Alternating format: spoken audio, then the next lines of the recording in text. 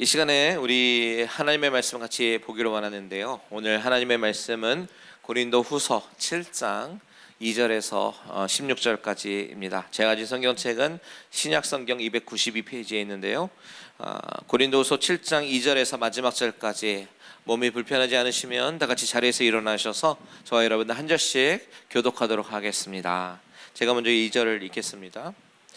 마음으로 우리를 영접하라. 우리는 아무에게도 불의를 행하지 않고 아무에게도 해롭게 하지 않고 아무에게도 속여 빼앗은 일이 없노라. 내가 이 말을 하는 것은 너희를 정죄하려고 하는 것이 아니라 내가 이전에 말하였거니와 너희가 우리 마음에 있어 함께 죽고 함께 살게 하고자 합니다.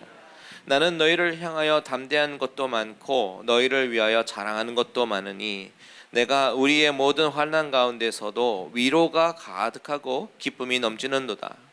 우리가 마게도냐에 이르렀을 때에도 우리 육체가 편하지 못하였고 사방으로 환난을 당하여 밖으로는 다툼이요 안으로는 두려움이었노라.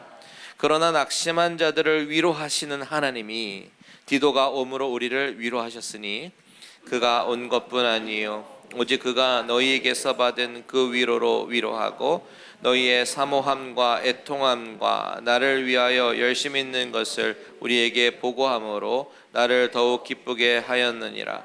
그러므로 내가 편지로 너희를 근심하게 한 것을 후회하였으나 지금은 후회하지 아니함은 그 편지가 너희로 잠시만 근심하게 한 줄을 알미라. 내가 지금 기뻐함은 너희로 근심하게 한 까닭이 아니요 도리어 너희가 근심함으로 회개함에 이른 까닭이라. 너희가 하나님의 뜻대로 근심하게 된 것은 우리에게서 아무 해도 받지 않게 하려 함이라. 하나님의 뜻대로 하는 근심은 후회할 것이 없는 구원에 이르게 하는 회개를 이루는 것이요 세상 근심은 사망을 이루는 것이니라. 보라, 하나님의 뜻대로 하게 된 이 근심이 너희로 얼마나 간절하게 하며 얼마나 변증하게 하며 얼마나 분하게 하며 얼마나 두렵게 하며 얼마나 사모하게 하며 얼마나 열심히 있게 하며 얼마나 벌하게 하였는가. 너희가 그 일에 대하여 일체 너희 자신의 깨끗함을 나타내었느니라. 그런즉 내가 너희에게 쓴 것은 그 불의를 행하는 자를 위한 것도 아니요 그 불의를 당한 자를 위한 것도 아니요 오직 우리를 위한 너희의 간절함이 하나님 앞에서 너희에게 나타나게 하려 함이로라. 이로 말미암아 우리가 위로를 받고 우리가 받은 위로 위에 디도의 기쁨으로 우리가 더욱 많이 기뻐함은 그의 마음이 너희 무리로 말미암아 안심함을 얻었습니다. 내가 그에게 너희를 위하여 자랑하는 것이 있더라도 부끄럽지 아니하니 우리가 너희에게 이른 말이 다 참된 것 같이 디도 앞에서 우리가 자랑한 것도 참되게 되었도다. 그가 너희 모든 사람들이 두려움과 떨므로 자기를 영접하여 하는 것을 생각하고 너희를 향하여 그의 심정을 더욱 기뻤으니 같이 있습니다. 내가 범사에 너희를 신뢰하게 된 것을 기뻐하노라. 아멘. 다시 자리에 앉으셔서 잠시 기도하겠습니다. 하나님, 이 시간을 주관하시는 분이 우리 하나님이신 줄 믿습니다. 하나님이 우리 심령 가운데 찾아와 주시고 인간의 입술로 증거가 되지만 이 말은 하나님께서 우리 심령 가운데 말씀하신 음성으로 듣게 하여 주시옵소서. 함께 하신 하나님께 감사드리며 예수님의 이름으로 기도합니다. 아멘. 아멘. 우리는 지난주에 바울이 고린도 성도들에게 하는 성별에 관한 이야기를 했습니다. 성별, 거룩한 구분, 영어로 굳이 표현하자면 godly separation 아니면 distinguish it from this world 이렇게 설명할 수가 있겠죠. 믿는 자로서 왜 세상과 구분이 되어야 하는가, 달라야 하는가? 그것은 세상에 대한 배척이 아니고 바로 오히려 세상을 품고 그들을 복음으로 변화시키기 위한 우리의 노력이어야 하고 그리고 그것이 하나님의 성전이 된 우리가 거룩한 신부로 살아가는 그런 사명과도 같은 것임을 우리가 생각해 보았습니다. 그런데 바울이 그렇게 이야기하는 이유가 있습니다. 바로 고린도 교회 안에 교회 아님에도 불구하고 세상 사람과 똑같이 음란하고 똑같이 우상 숭배하고 똑같이 타락하면서 살아가는, 그러면서도 또 아무렇지도 않아요. 그런 사람들이 있었기 때문입니다. 그런데 그렇게 믿는 자들이 그렇게 살면 안 된다고 바울은 따끔하게 조언을 하는 거예요. 그런데 이 조언이 바로 지난주 본문에서 얘기하는 것처럼 그렇게 살면 안 된다라고 따뜻하게 조언하고 젠틀하게 이야기하는 그런 정도는 아닌 것 같아요. 물론 그렇게도 이야기할 수도 있겠지만 아마도 바울은 이 고린도 교회를 생각하면서 계속해서 편지를 보내고 권면했던 그런 것들이 때로는 아비처럼, 때로는 선생님처럼 따끔하게 훈계하는 그런 모양도 있었던 것 같습니다. 지금은 발견되지 않았지만 고린도 후서를 쓰기 이전에 사라진 편지가 있었음을 이전에 말씀을 드렸는데요. 소위 눈물의 편지 혹은 중간 편지라고 불리는 그 편지가 분명히 있었습니다. 그런데 바울이 그 편지를 쓸 때 정말 안타까운 심정으로 눈물을 흘리면서 썼어요. 그러면서 그들의 잘못을 정확하게 따끔하게 지적하는 그런 내용의 편지를 썼던 것으로 추정이 됩니다. 그 편지에 대해서 오늘 본문에서도 살짝 언급이 되는데요. 자, 잘못된 것을 지적하는 이 바울의 모습을 가만히 보면 바울은 죄에 대해서는 아주 단호하게 따끔하게 지적합니다. 왜냐하면 그 죄가 우리를 구원의 길로 인도되는데 방해를 주기 때문이죠. 하지만 그 죄를 지은 사람에게는 어떻습니까? 바울은 그 죄를 지은 사람에 대해서는 정죄하는 마음이라기보다는 좀 돌이켜 회개하기를 원하는 따뜻한 그런 사랑의 사도의 모습으로 표현되기도 합니다. 이런 사도 바울의 모습을 볼 때 우리와는 좀 다른 모습이 발견되지 않습니까? 우리는 어때요? 상대방이 잘못했을 때 그 죄보다는 상대방을 미워하기도 하고 그 사람을 정죄하기도 하고 그렇지만 사도 바울은 그렇지 않았다는 거예요. 그래서 사도 바울은요, 혹시나 자기가 한 말이 너무 스트레이트포워드로 이야기한 그 말이 교인들에게 혹시 상처가 되지는 않았을까 걱정하면서요 근심하는 그런 모습도 보게 되는데, 그래서 오늘 그렇게 걱정하며 근심하는 사도 바울에게 하나님은 위로를 주시고 또한 격려하시고, 그리고 하나님의 그 근심과 걱정, 이 사도 바울이 하는 근심과 걱정, 그리고 사람들이 그 이야기를 듣고 하는 근심과 걱정이 하나님의 뜻대로 하는 근심이다라는 표현을 하게 됩니다. 그래서 설교 본문 9절, 10절, 11절에서 나오는데, 그래서 오늘 설교 제목이 뭐예요? 하나님의 뜻대로 하는 근심이라고 정해 보았습니다. 자, 오늘 본문을 이제 본격적으로 설명하기 전에 먼저 우리가 이것을 좀 전제적으로 알아야 될 것이 한 가지 있는데, 그동안 우리가 살펴봤던 고린도후서의 이 스트럭처가, 구조가 오늘 와서 살짝 바뀝니다. 지난주 말씀까지였던 7장 1절까지는 바울이 누굴 대상으로 얘기를 하냐면 고린도 교인 전체를 향해서 이야기를 해요. 그래서 그 가운데는 바울을 싫어하는 사람도 있고 바울을 오해하는 사람도 있고 또 사람들을 선동하는 사람도 있지 않습니까? 그래서 바울은 자신의 사도권에 대한 변호도 하고 자신이 고린도 교회를 가지 않았던 이유에 대해서도 설명을 하기도 하고, 그리고 또 어떤 이야기를 하냐면 하나님과 화목하라라는 그런 주제로 이야기를 하기도 하고요. 그리고 은혜를 헛되이 받지 말라, 이렇게 교인 전체를 향해서 기본적이고도 제너럴한 그런 권면을 했습니다. 그런데 오늘 본문부터는 대상이 약간 축소가 됩니다. 교인 전체가 아니라 바울의 이 중간 편지를 받고 나서 회개한 사람들이 있는데 그 회개한 사람들에게 정말 따뜻한 애정을 담아서 이야기하는 부분이 이제 오늘 본문부터예요. 자, 고린도 교인들 중에서는 선동자가 있었죠. 바울 나쁜 사람이다 라고 선동했던 사람이 있고, 그리고 일반 성도님들 중에서는 그 선동을 듣고 혼란스러웠지만 정말 진짜 사도 바울이 그런가 하면서 그 비방에 동참한 사람들이 있었어요. 그런데 바울은요, 어떻게 당신들이 나한테 그럴 수가 있어 라고 막 배신감을 표출하고 화를 내고 그들과 관계 막 끊어버리려고 하고 그런 모습이 아니라 그저 그들은 선동된 사람들이니까 어떻게 보면 피해자라고 할 수 있으니까 그들을 끝까지 품고 권면하면서 설득하는 모습을 보여줍니다. 그래서 오늘 3절과 4절을 한번 같이 읽어볼게요. 3절과 4절 시작. 내가 이 말을 하는 것은 너희를 정죄하려고 하는 것이 아니라 내가 이전에 말하였거니와 너희가 우리 마음에 있어 함께 죽고 함께 살게 하고자 함이라. 나는 너희를 향하여 담대한 것도 많고 너희를 위하여 자랑하는 것도 많으니 내가 우리의 모든 환난 가운데에서도 위로가 가득하고 기쁨이 넘치는도다. 자, 바울이 따끔하게 말한 그 의도에 대해서 분명히 밝히고 있는데 그 의도는 뭐예요? 정죄를 하려고 하는 것이 아니었다라는 거 얘기하죠.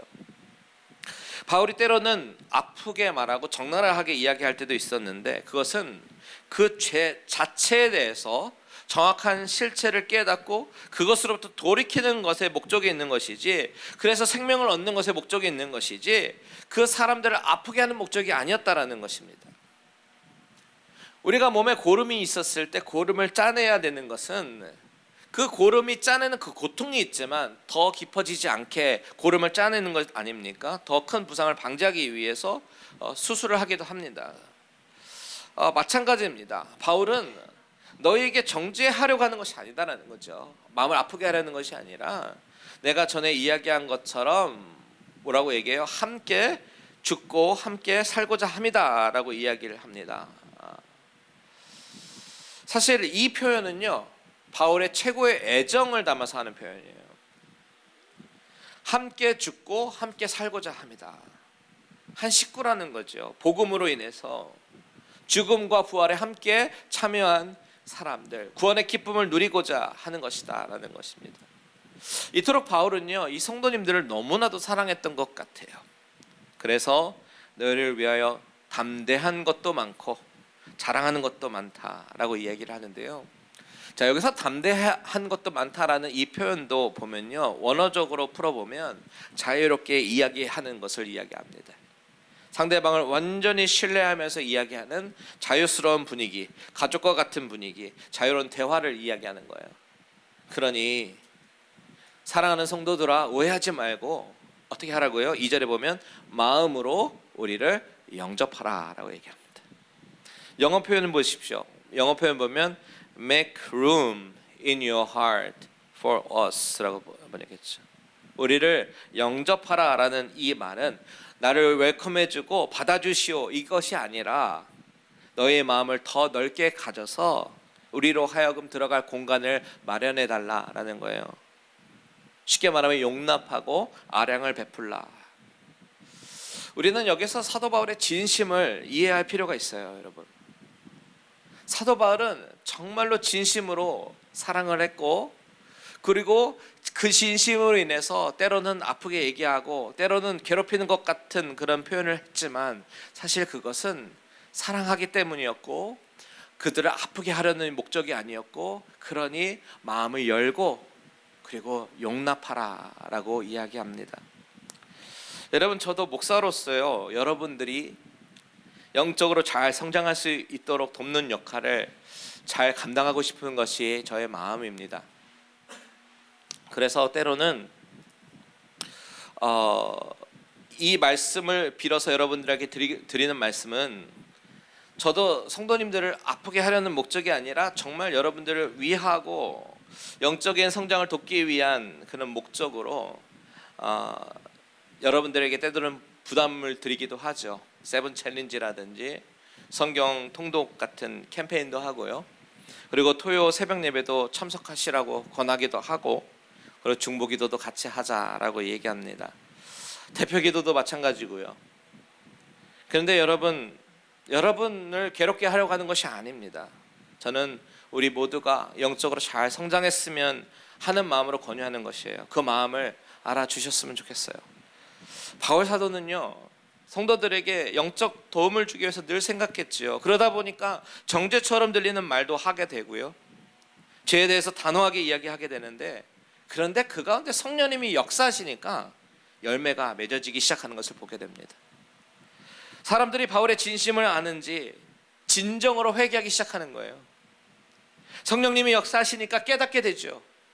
그리고 바울이 비난했던 그 모습을 돌이켜서 용서를 구하기 시작합니다.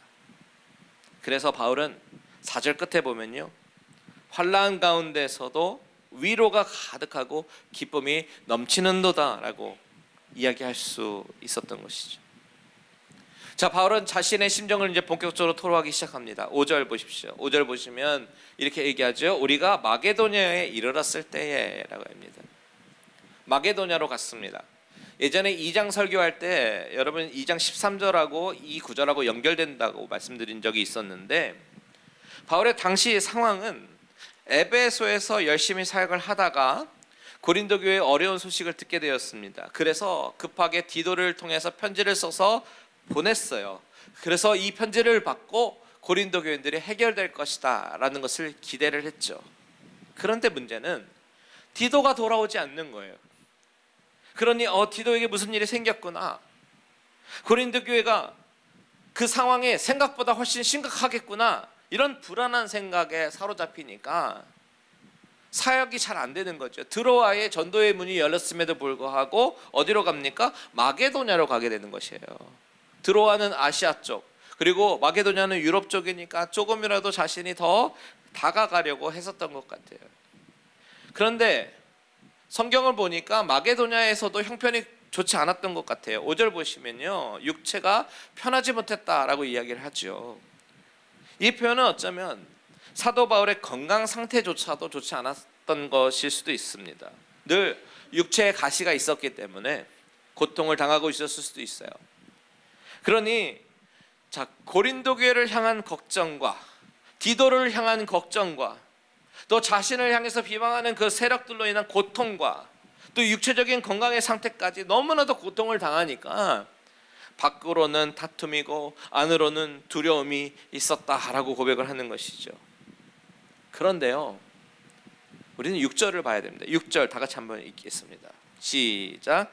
그러나 낙심한 자들을 위로하시는 하나님이 디도가 옴으로 우리를 위로하셨으니, 낙심한 자들을 위로하시는 하나님이 위로하셨다고 얘기합니다. 여러분, 이 6절을 한번 쭉 보시면요, 이 6절 가운데 우리가 가장 주목해 봐야 할 단어가 무엇일까요? 위로일까요? 저는요, 이 구절에서 그러나를 주목합니다. 그러나 바울의 육체의 상태 최악입니다. 그러나 바울의 심정 절망과 고통과 걱정뿐이었어요. 그러나 사람들은 바울을 의심하고 비난하죠. 그러나 여러분, 이 그러나라는 이 반전의 접속사는 그 모든 최악의 상황을 반전시키는 하나님을 찬양하는 문장으로 바꾸어 버립니다. 뭐라고 얘기해요? 그러나 낙심한 자를 위로하시는 하나님이 우리를 위로하셨으니. 여러분, 우리 하나님은 우리가 경험하는 최악의 상황에서 그러나를 고백하게 하시는 하나님이신 줄 믿으시기 바랍니다. 우리가 경험하는 상황이 어떠하더라도 저와 여러분의 신앙 고백은 바로 그러나를 고백하게 되기를 축복합니다. 여러분, 우리 하나님은 어떤 하나님이신 줄 아세요? 낙심한 자들을 위로하시는 하나님이셔요. 우리가 바울처럼 내적으로 외적으로 힘이 들고 절망스러울 때에, 육체적으로 감당이 안 될 때에 저와 여러분의 믿음은 그러나의 하나님을 외치는 귀한 믿음을 가지시기를 주님의 이름으로 축원드립니다. 자, 6절과 7절을 같이 한번 읽겠습니다. 시작. 그러나 낙심한 자들을 위로하시는 하나님이 디도가 옴으로 우리를 위로하셨으니 그가 온 것뿐 아니요 오직 그가 너희에게서 받은 그 위로로 위로하고 너희의 사모함과 애통함과 나를 위하여 열심히 있는 것을 우리에게 보고함으로 나를 더욱 기쁘게 하였느니라. 자, 디도가 오면서 마음에 안심이 됐습니다. 무슨 큰일이 일어나지 않아서 다행이다. 그런데 디도가 가져온 소식은 더 기쁜 거예요. 디도도 고린도 교회로부터 위로를 받았다라는 것이죠. 그리고 그 고린도 교인들이 사도 바울을 사모하고 사도 바울의 권면을 받아들여서 회개하고 또한 바울의 적대자들을 이제는 막으려고 하는 그런 노력이 있었다라고 디도가 이제 보고를 하니까 바울이 너무나도 행복하고 기쁜 거죠. 바울의 이 기쁨은 자신의 근심과 걱정 가운데 있었기 때문에 그 근심과 걱정 가운데 들려오는 이 좋은 소식이 더욱더 그 기쁨을 증폭하게 하는 그런 사실을 경험하게 되는 것이죠. 그러면서 이렇게 이야기합니다. 8절에 보시면 바울이 후회했다라고 얘기하죠. 후회했다. 처음에 그 중간 편지를 보내놓고 크게 후회했습니다. 너무 심한 표현을 한 것은 아닐까? 이 편지를 읽고 고린도 사람들이 실족하고 너무 근심하지는 않을까? 편지를 보내놓고 후회를 하고 있었던 것이죠. 그런데 디도가 돌아와서 선생님, 고린도 교인들이 그 편지에 반응했습니다. 회개가 일어나고 삶의 변화가 생기기 시작해서 그 죄악의 뿌리들을 뽑기 시작했습니다. 그리고 선생님을 너무나도 간절하게 기다리며 보고 싶어 합니다. 그 이야기를 들으니까요, 모든 걱정과 근심이 다 사라지는 것 같아요. 그러면서 이렇게 이야기합니다. 9절과 10절을 같이 한번 읽겠습니다. 시작. 기록된 바 9절과 10절 내가 지금 기뻐함은 너희로 근심하게 한 까닭이 아니요 도리어 너희가 근심함으로 회개함에 이른 까닭이라. 너희가 하나님의 뜻대로 근심하게 된 것은 우리에게서 아무 해도 받지 않게 하려 함이라. 하나님의 뜻대로 하는 근심은 후회할 것이 없는 구원에 이르게 하는 회개를 이루는 것이요 세상 근심은 사망을 이루는 것이니라. 아멘. 바울은 여기서 두 가지의 근심을 이야기해요. 하나는 하나님의 뜻대로 하는 근심, 그리고 두 번째는 세상 근심입니다. 하나님의 뜻대로 하는 근심이라고 하는 것은 그 영어로 보니까 godly sorrow, godly grief라고 표현하는데요.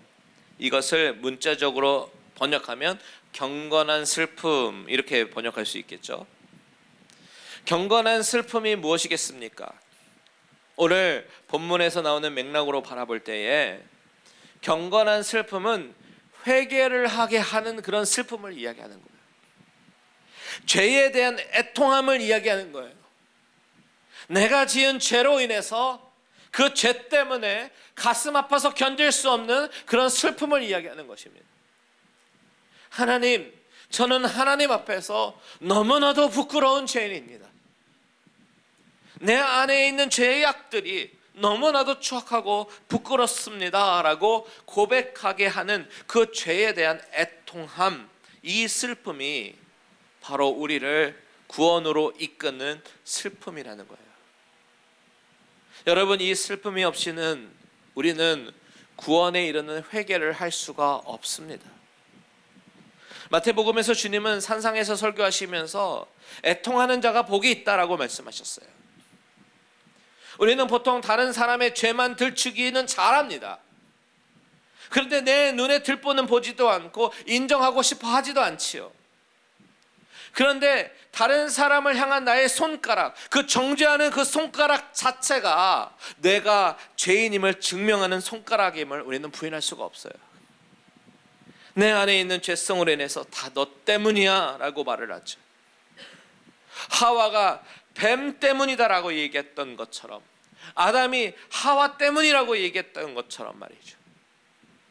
그런데 그 손가락을 나에게로 향한다면 나는 나의 죄성으로 인해서 아파하고 애통하게 됩니다. 그리고 그 애통은 우리를 구원에 이르게 하는 애통이 되는 것이죠. 여러분, 저와 여러분은 늘 하나님 앞에서 내 자신을 점검하면서 내 죄성으로 인해서 애통하고 회개하는 그런 복된 성도들 되시기를 주님의 이름으로 축복합니다. 바울이 이렇게 주님의 심령을 가지고 때로는 야단치고 때로는 권면하고 때로는 호소하기도 하는데 이 진심이 통했고 그들은 회개했습니다. 그리고 그들이 회개한 증거, 11절에서 7가지로 소개하고 있죠. 11절을 한번 읽겠습니다. 시작. 보라, 하나님의 뜻대로 하게 된 이 근심이 너희로 얼마나 간절하게 하며 얼마나 변증하게 하며 얼마나 분하게 하며 얼마나 두렵게 하며 얼마나 사모하게 하며 얼마나 열심 있게 하며 얼마나 벌하게 하였는가. 너희가 그 일에 대하여 일체 너희 자신의 깨끗함을 나타내었느니라. 자, 첫 번째는 간절함입니다. 경건한 슬픔이 간절함을 낳게 되죠. 이 말은 죄를 심각하게 생각하기 시작했다는 말이에요. 두 번째는 얼마나 변증하게 하는가. 여기서 이 변증이라고 하는 것은 나를 프로텍트하기 위해서 내 죄를 변명하기 위한 그런 변증이 아니라 바울을 공격하는 사람들로부터 바울을 보호하기 위한 그런 변론을 이야기하는 것이죠. 세 번째로 얼마나 분하게 했는가. 바울을 공격하는 자들에 대한 의분을 이야기하는 거예요. 자, 네 번째, 얼마나 두렵게 하며 하나님의 심판에 대한 두려움입니다. 그리고 사도 바울의 책망을 향한 그런 두려움이에요. 다섯 번째, 얼마나 사모하게 하며 바울을 사랑하고 이전의 관계처럼 다시 한번 사랑과 신뢰의 관계로 회복하기 원하는 그런 마음을 표현한 거고요. 여섯 번째, 얼마나 열심 있게 하며 이전에 잘못된 모습으로부터 벗어나서 새로운 모습으로 이제는 죄를 배척하고 바울의 교훈을 지키기 위해 최선을 다하는 그런 모습. 자, 마지막 일곱 번째, 얼마나 벌하게 하였는가. 영적으로 깨끗하게 되려고 노력하는 그런 모습이죠.